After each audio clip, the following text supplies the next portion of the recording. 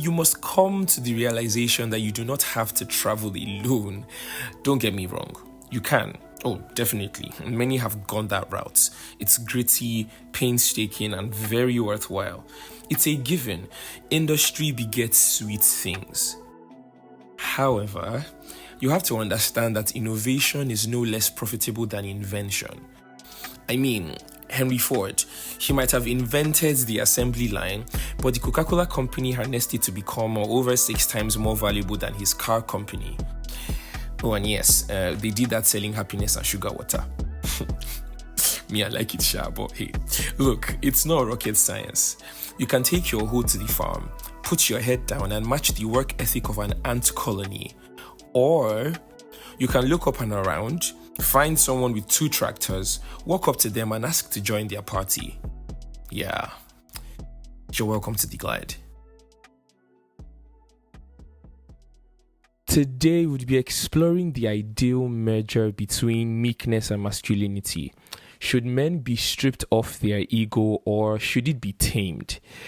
Hi everyone. I don't know if you can hear it in my voice, but I'm excited. I'm here with Precious Azara, and it's about to be a great time. So, sir, please introduce yourself. Hi, Emmanuel. Hi, everyone. Hello. My name is Precious Azara. I am a brother. I am a father now. Why do all A of you do husband these to things, one man? He's wife. actually a dad. He's actually a dad, yes. Yeah. Um, a husband to one wife. Very important to Of say that course. part again. And I serve as a pastor in Celebration Church, and I also work as a banker. I'm a banker. I've been in the banking system for a couple of years. So yeah, I Yeah, and think I that think he left suffices. out he's an influencer. He's like verified on Twitter or something like that. But hey, we can all be modest. But Yeah, yeah. yeah. All right, just straight down to the gist, because this one actually hits home. It's one of those conversations that actually took me personally, right? And so, just looking at nature, we could see how it seems there is this tie between being a man and having an ego. It's almost like, so for example, we look at nature and we can see that, okay, if this thing is the way it is, like this is how things originally are, then we can extrapolate that, okay, maybe that's how the world should work. So say something as crude as how lions live, king of the jungle, with their prides and things, and how typically in a pride of lions, you basically usually have one alpha male or something, or maybe 2, I don't know, and then whoever is ever going to lead the pride is going to have to fight, and then there's just that thing like, I'm the boss here. So I don't know, Mm. do you think it's possible to divorce a man from his ego? Is like, can a man still be a man without ego? You know, it's such a good question because I do not look at ego as a concept in a negative light. I Mm-hmm. think ego is it's like money. Its expression depends on the person that is using it or the person who is Hmm. deploying it.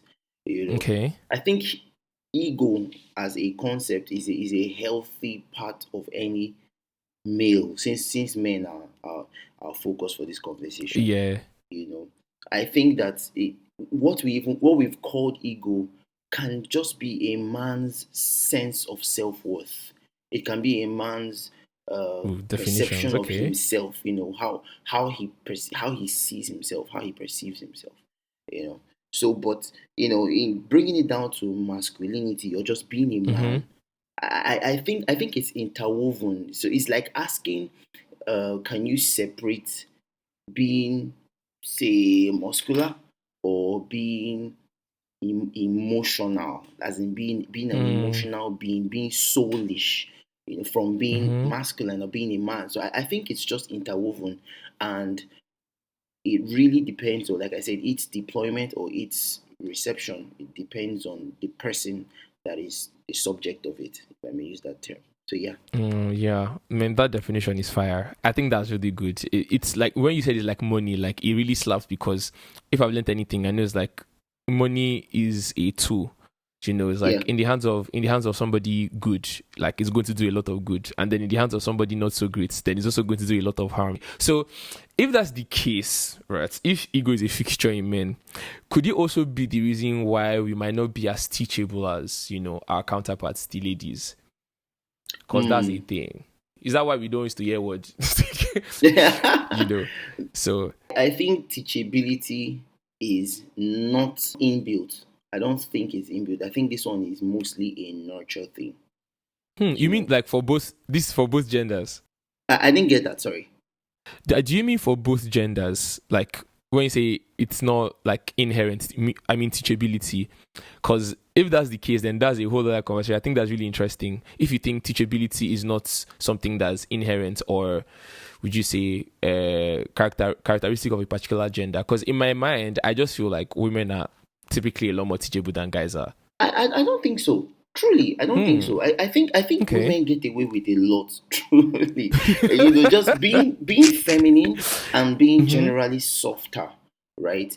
Can Right. gas an onlooker, or should I say a biased onlooker, to into thinking that the woman is more teachable or more friendly or more respectful.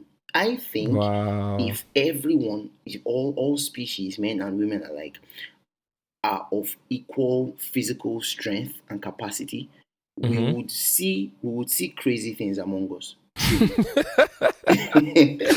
Man, we're going to say crazy. I think ego, behaviors, attitudes, emotions, all those things, Mm-hmm. they are generally evenly spread around.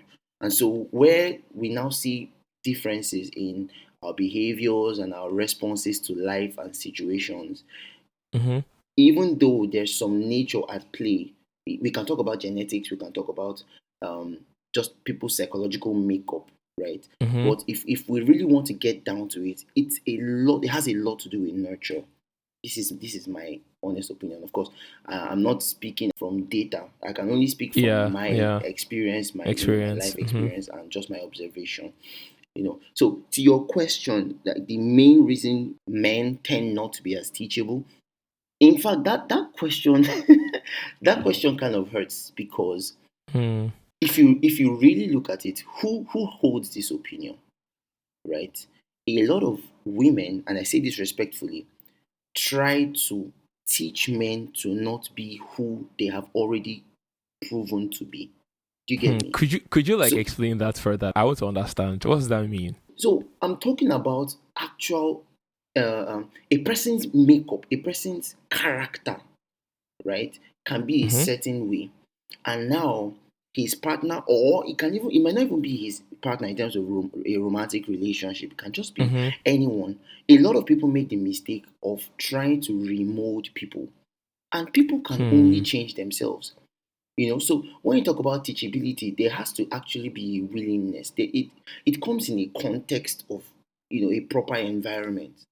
You cannot change a person's character. You can change their opinion about something or about a concept or whatever, Mm-hmm. but their Mm-hmm. character is largely within their control to change.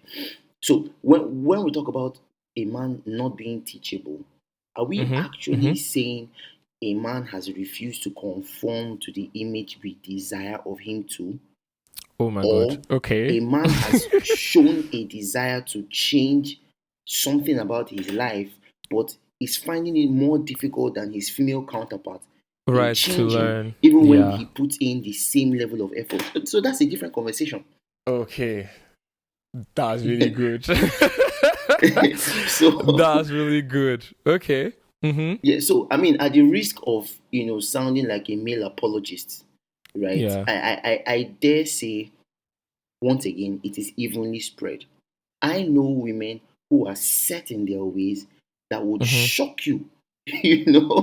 So truly, at the end of it, everyone would have to decide what they want out of life, what Mm-hmm. what they desire their relationships to be like or to feel like, Mm-hmm. and Mm-hmm. what kind of benefits they want to enjoy from the said relationships. Yeah.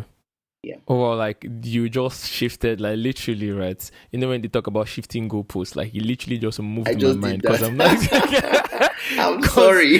no, and it does make sense because I never thought about it like that. Like, have you actually measured this where two people put in exactly the same amount of effort to change something about themselves, and you're saying that men are just like more difficult? And the truth is, when you think about it objectively, that would not be the case. Typically, you should get the exact same outcome if both of us are trying and striving to be better, with the exact same effort. Then we should get the exact results, and this is now irrespective of our gender or whatnot, so that was really apt. And in the end, I think this is really important because it now ties back to the examples we've had, right? Because maybe then again it's an example thing. Maybe it was easier for your mom to tell you sorry than it was to hear it from your dad, for example. And then maybe you just grow up building a perception that even of yourself that's not exactly factual. And so when you put it in that light, it's like, let's call the spade.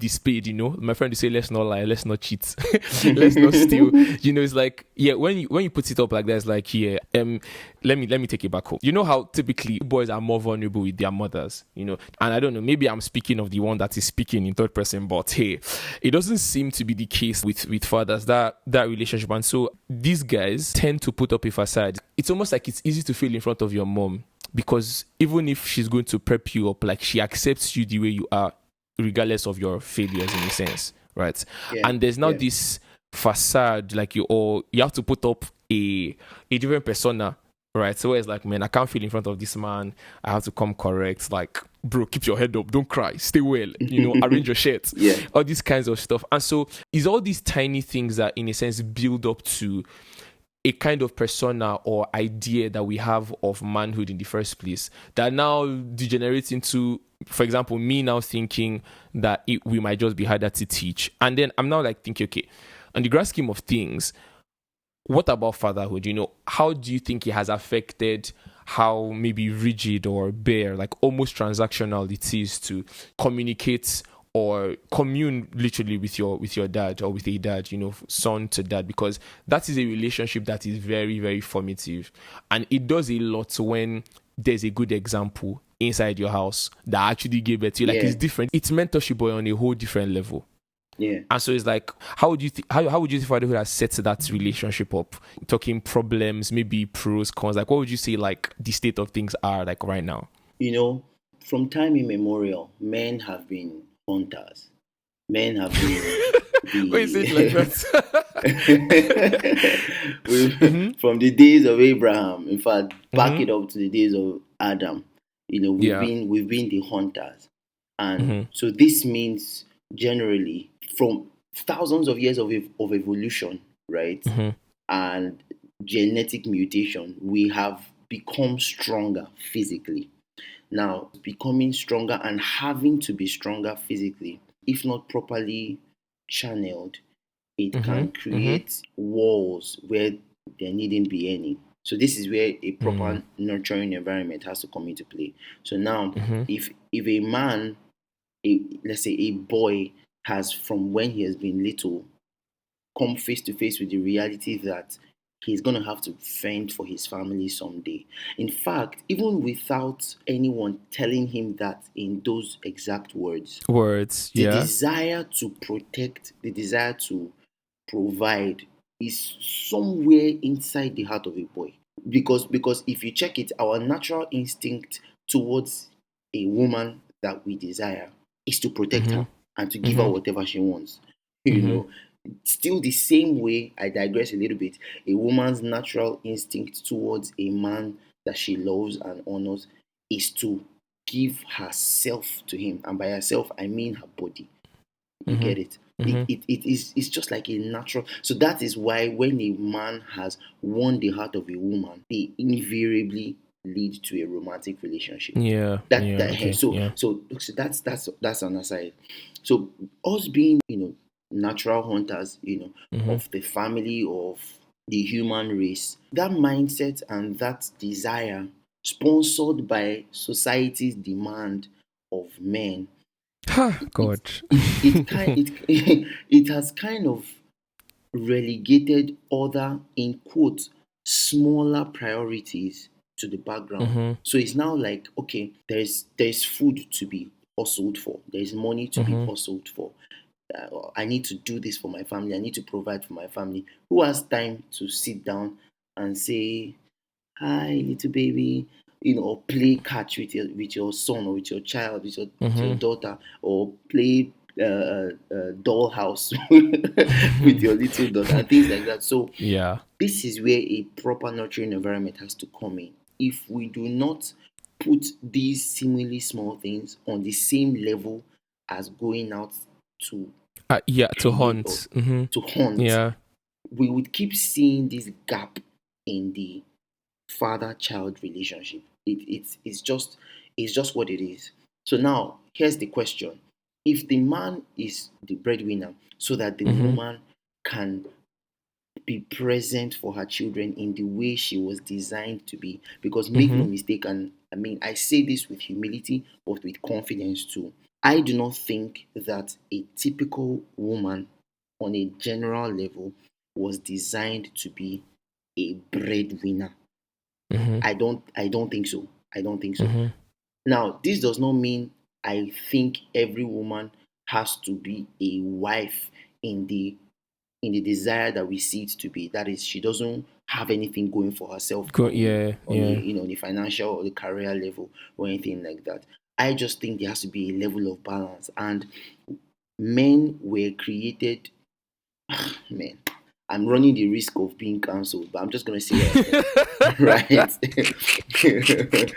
The level of stress, especially in our generation, right? But if we check it, the level of stress it demands to provide for a family. If a Mm-hmm. woman were to do that while still, of course, I'm just working with the assumption that the man and the woman here have the desire to procreate, right? If the Mm-hmm. woman Mm-hmm. is carrying children, nurturing those children, and still being demanded to go out and hustle for the home, Mm-hmm. there is a definite imbalance there. Mm-hmm. That woman would get stressed out. She's not Mm-hmm. designed to take on that level of stress. The stress of birthing children and mothering them is enough for any woman. In fact, I I cannot imagine doing that as a man, like carrying a child or even being the nurturer on a primary level.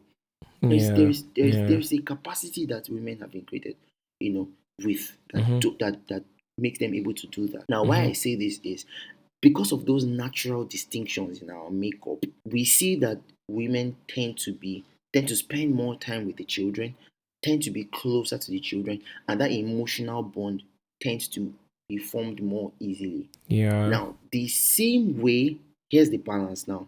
The same way I believe a woman should, to some extent, put some effort into deploying all of her abilities to the best of her abilities to the level where she will not be more stressed than is necessary Mm-hmm. to do something that can create a living, that can make you valuable in the marketplace to an Oh, I see where extent, he's going. Keep right? going. Then Keep I going. also believe that the man has to put an effort Mm-hmm. on, and it has to be intentional on the part of the man to creating an emotional bond with his children and with his spouse. So good. Because Yeah. the same way it will take effort on the part of the woman to play her natural primary caregiver role while still applying herself on a small level to be valuable to the marketplace, it will take Mm-hmm. that much effort. That's the same way For it will yeah. take effort from the man to be a natural provider and protector of the home and also create an emotional bond with his family. Both sides have to come to the table and they must come correct. If not, we'll keep seeing that gap. The woman has Oh nothing my. to her name and is completely at the Mm-hmm. mercy of her husband, who Mm-hmm. hopefully is a child of God and has, a desire to provide and to protect Has the and to love of not to do, Christ. Has and not to oppress her, right? mm-hmm. Mm-hmm. And then on the flip side, we keep seeing that gap of the man not having any kind of emotional connection with his children, It's his apart from children. just paying for their school fees or bringing money for the home and all that. There's no connection, there's no relationship, there's no vulnerability, there's no bond. It's a plague, and it's something that can only be broken with intentionality. Oh my God. Like, you guys don't know that I want to shout because because when you set it up like this, it now even puts into perspective that, man, these women are actually even trying. Because we're here talking about how, like, there has been a whole feminist wave, although some have hijacked it and I don't know what they have done to that, but like there has been a whole wave where it's like these mothers are out here speaking to have the right to do as best as they can in workplaces. And then you have people like, and God bless her so much because she's such an example. She's the first thing that rolls off the tongue every single time I think of an example.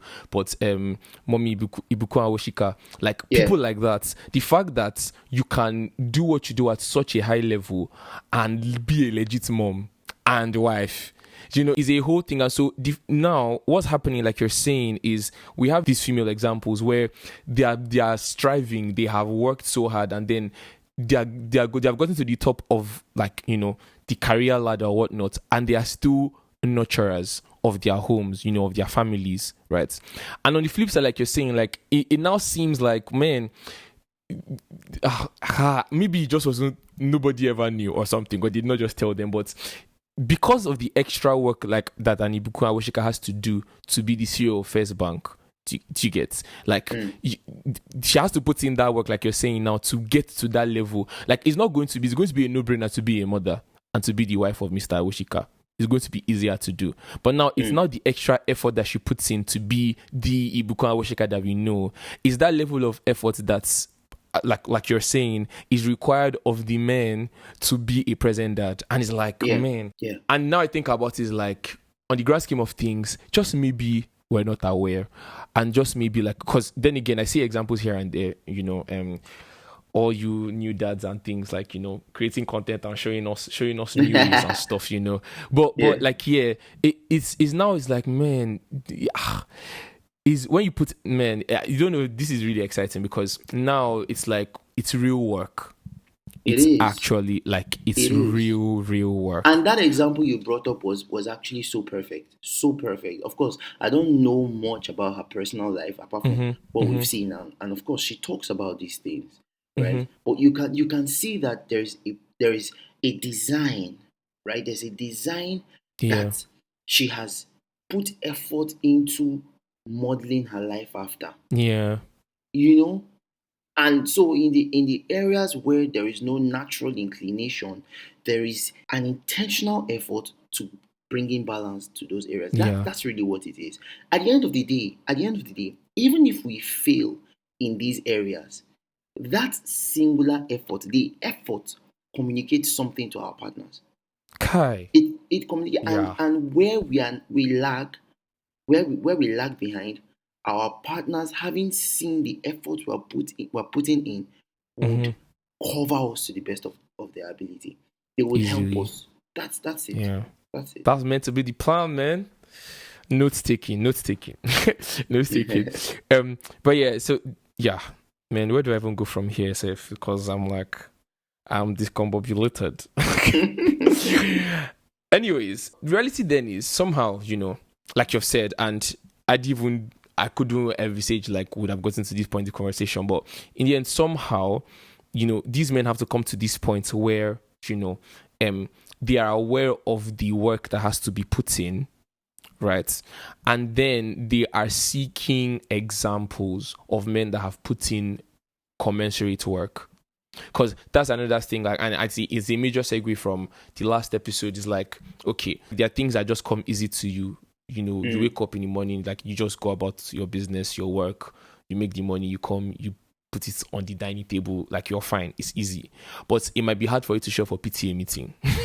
But then, like, there are examples, right? And be they few, and then again, few is relative because I don't know, I don't have the stats for that, but I'm certain that there are examples out there, to be like, oh, so sir, how do you do that? No, how do you do this? And like, and I'm now thinking, so what would you say is the way forward? How do we learn to kneel? Because that is essentially the posture we have to, nurture a teachable spirit or nurture a teachable persona. Is like, how do we learn? How do we basically position ourselves, for such tutorship? That's such a good question.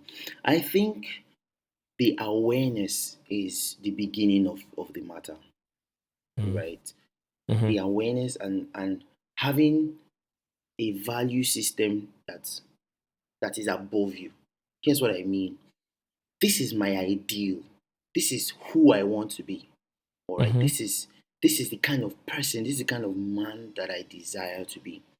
If Mm-hmm. we have something like that at the forefront of our mind, first of all, we have already told ourselves implicitly that we are not satisfied with who we are in the present. This does not mean we do not love ourselves, Yeah. but we have high expectations of ourselves.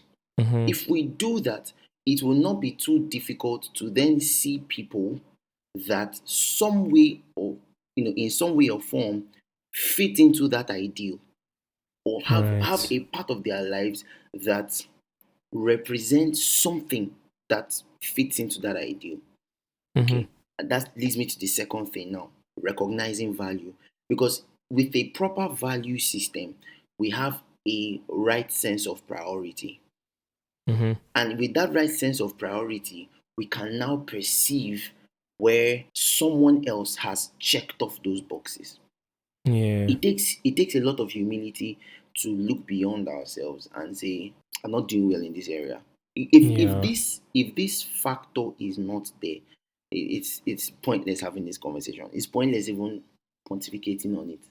Mm-hmm. Mm-hmm. So that's the first level. So now, like I said, if this factor is not in the equation, we cannot come to the point of then agreeing to any kind of relationship that seems to make us subservient. Mm. Because like I said at the beginning, these factors, our desire to protect, to provide, coupled with or even sponsored by society's Yeah. demand and expectation Yeah. of us, has made every man, in general terms now, like a god Mm-hmm. unto himself. And of course, like my people say, like I'm from the eastern part of Nigeria. In the eastern Mm-hmm. part of Nigeria, every man is the king of his house. It's something that Mm-hmm. we Mm-hmm. take as very important. And in terms Yeah. of making sure a man's self-image and self-esteem is healthy, I think that's fine. That's great. Mm-hmm. But it becomes folly if the house is a tiny hut in a large world. you Mm-hmm. know and Mm-hmm. you're the king of your house, and you have no value in the marketplace, you have no value in the society, no value Wow. in the community. You get what I mean? And Yeah, so local the champion king of the vibes. house, when he comes outside, he has to drop his crown and calm down and meet other people.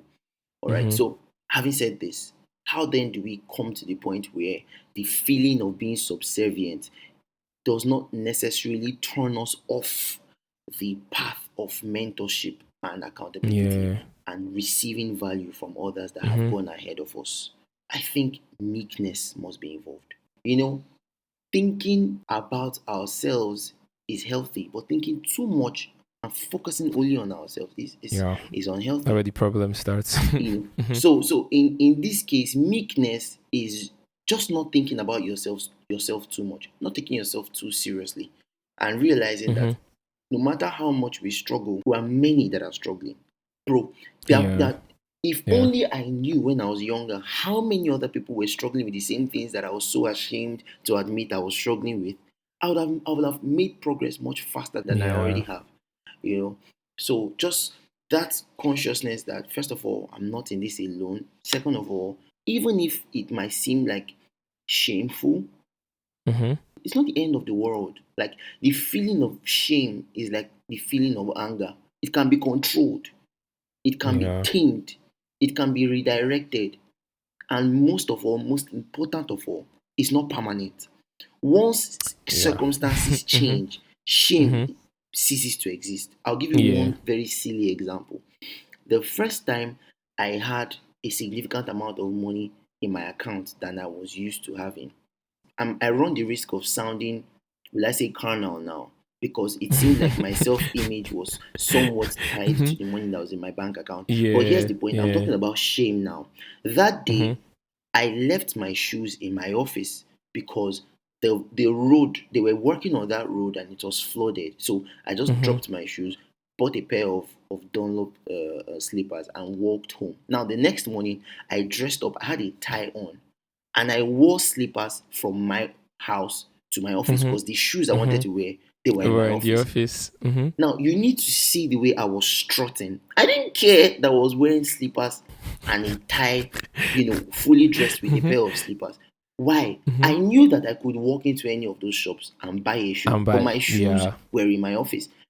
Having said that, what changed? Because the previous day I would have been ashamed. Yeah. Oh, You know, wow. so how then do we now take that thing? Because any feeling that we experience as a result of an external stimulus, it proves that first of all, we have the ability to feel that thing.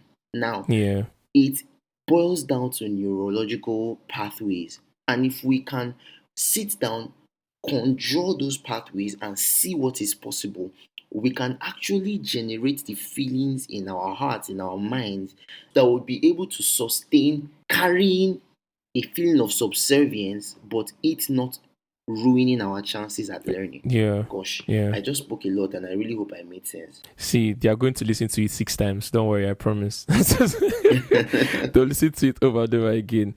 Wow. I think the part for me is the fact that we can program this life. That one of my favorite people says that. That's it. That's basically like the gist. Like in layman's terms, guys, we can program this life. The things, the emotions that you feel, the struggles that you face, first of all, are not peculiar to you. And so in your reaction to these, situations, you have the autonomy to redirect and to control and to amplify. Like you are the one with the remote, you can turn up the volume or turn it down.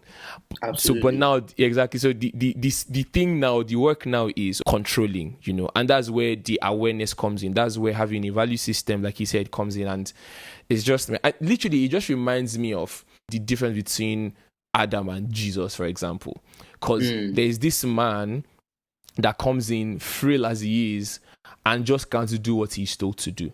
And not to make God sound like this, hard to please boss or whatnot, but it's quite simple, right? You're right there communing with the best thing that could ever happen to anybody, or the best person. Like you're there in paradise, literally, right? And it's the simplest of tasks, like just don't stand or don't sit or something like that. And so you have a man that almost cannot help but yield to his proclivities to ignore simple instructions. And then you now have a replacement, the exact same man, composed of the exact same, biology, physiology, but then is able to control those emotions in such a way that even when he was angry, it was channeled to the right people or in the right direction or in the right way. And now you now see what is possible with your fear. You see what is possible with your anger. You see what is possible with your grief. That you can be sad, but that doesn't diminish you. You can be excited, but that doesn't make you light. You can be angry, but that doesn't make you a mad person. And Jesus just depicted that so well. And it's like, oh wow, it is now different with what we see with Adam when he's ashamed, just like you said now, having fallen, and now it's like he's hiding, right? It's now different because now there's another man on the other end of 5,000 years, according to the Jewish calendar or something, and he is in a state where he can't seem to help himself, but as opposed to running away, he goes back to where he can get help. And it's like what you just said now about being able to control and channel those emotions, like with the pathways in your brain. That's the example we have there. And man, back to the value system, that's the difference now. And I think that's the example we have, especially being Christian, that there is somebody that has done this thing. He has seen Shege, but like he stayed the course for the joy ahead of him, and we can do exactly the same thing. So, man, it's mind blowing when you put it in perspective, because in the end, the science validates the faith. So it's like here, it makes so much sense. That was heavy, man, right there. Man, I feel like I can talk to that man for days on end. I mean, what? Okay, cool. So, bro, get to work. I mean, take a good look in the mirror if you have to, but know yourself.